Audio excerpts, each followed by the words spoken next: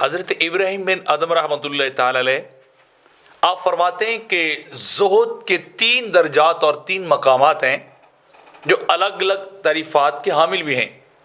الگ الگ درجے کا زہد ہے جو انسان دنیا کے اندر آ کر اسے اختیار کرتا ہے. پہلا زہد کا درجہ وہ فرض ہے. ابراہیم بن ادم فرماتے ہیں کہ فرض درجے کا زہد یہ ہے کہ انسان ہر طرح کے حرام کام سے بچ جائے. ہر طرح کا حرام کام انسان اس کو ترک کر دے، اسے چھوڑ دے، اس کے قریب بھی نہ جائے. جہاں جانے سے اللہ ناراض ہو انسان اس چیز کو ہی چھوڑ دے جو اللہ کی ناراضگی کا سبب ہو. تو یہ زہد کا سب سے اعلیٰ درجہ ہے کہ انسان حرام کاموں سے بچ جائے، اور یہ فرض ہے ہر انسان پر کہ وہ اپنے آپ کو ان کاموں سے بچا کر رکھے جن کاموں سے اللہ نے اسے روک رکھا ہے. اور دوسرا درجہ زہد کا وہ فرماتے ہیں کہ وہ سلامتی کا زہد جو فرض والے درجے سے کم ہے، اور اس سے مراد یہ کہ انسان شبہات کو چھوڑ دے. وہ چیز جس کے اندر شبہ پایا جائے انسان اس کو بھی ترک کر دے.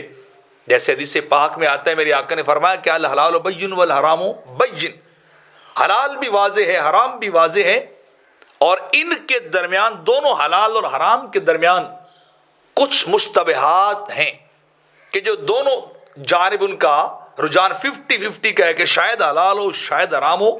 تو اگر کوئی اپنے ایمان کی سلامتی چاہتا ہے تو وہ مشتبہات اور شبہات چیزوں سے بچ جائے، شبہ والی چیزوں سے بھی اپنے آپ کو بچا لے، تو انسان اپنی ایمان کی سلامتی لے جاتا ہے، ایمان سلامت لے کے چلا جاتا ہے.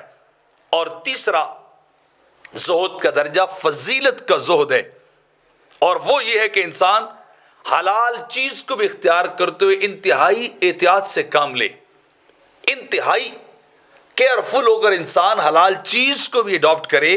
جیسا کہ حدیث پاک میں آتا ہے، حضرت عمر فاروق رضی اللہ تعالیٰ عنہ آپ فرماتے تھے کہ اگر ایک چیز میں 9 درجے حلال والے ہوتے اور 1 درجہ اس میں حرام والا ہوتا تو ہماری احتیاط کا عالم یہ تھا کہ ہم اسے پھر بھی چھوڑ دیتے تھے. وہ 1 درجہ اس کے اندر شبہ پایا جاتا تھا، چاہے وہ 9 درجے چیز حلال اور جائز ہوتی، ہم پھر بھی اسے چھوڑ دیتے تھے. احتیاط کو لازم پکتے تھے تاکہ کسی طرح کبھی کوئی غلط کام ہم سے سرزد نہ ہو جائے.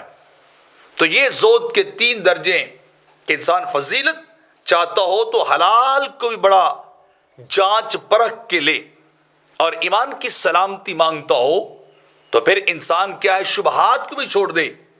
اور اگر انسان جو ہے وہ اللہ کی ناراضگی سے بچنا چاہتا ہو تو کیا کرے، وہ حرام کاموں سے بھی دور چلا جائے، حرام چیزوں کو بھی چھوڑے، ہر چیز کو ترک کر دے، اور اپنے مولا کی طرف انسان ہماتن گوش ہو کر متوجہ ہو جائے.